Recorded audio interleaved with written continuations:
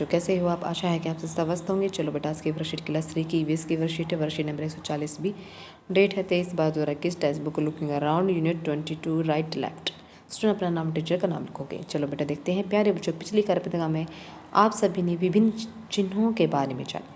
जब भी हमें एक जगह से दूसरी जगह जाना होता है या कोई हमसे किसी जगह जाने का रास्ता पूछता है तो हम दाएं यानी राइट एंड बाएं, लेफ्ट आगे, फ्रंट एंड बैक पीछे, बैक शब्दों का प्रयोग करते हैं। किसी भी जगह की पहचान वहाँ के प्रसिद्ध स्थानों के कारण होती है। तो चलिए बच्चों, आज हम जगहों को उनकी दिशाओं के माध्यम से जानते हैं।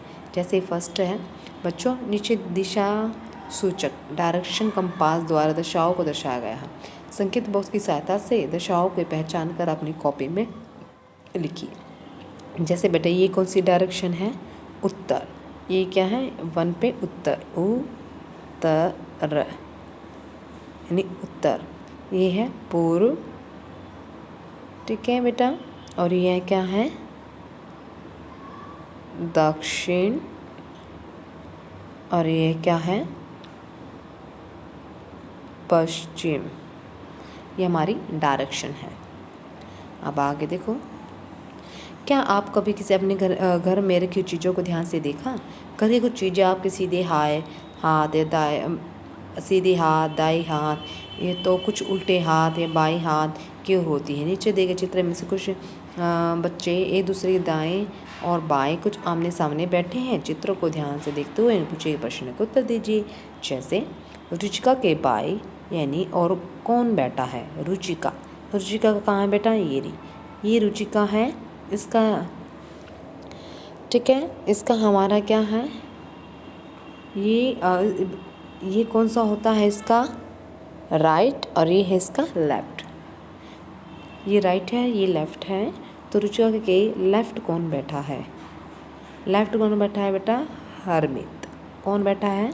हरमित, ठीक है बेटा। लेफ्ट में कौन बैठा है? हरमित। उसके बाद है सेकंड में फैजान के दाई और कौन बैठा है? फैजान के दाई यानी राइट हैंड में फैजा कहाँ है? ये ना, फैजान के दाई और यानी राइट हैंड में कौन बैठा है? सोफ़ी।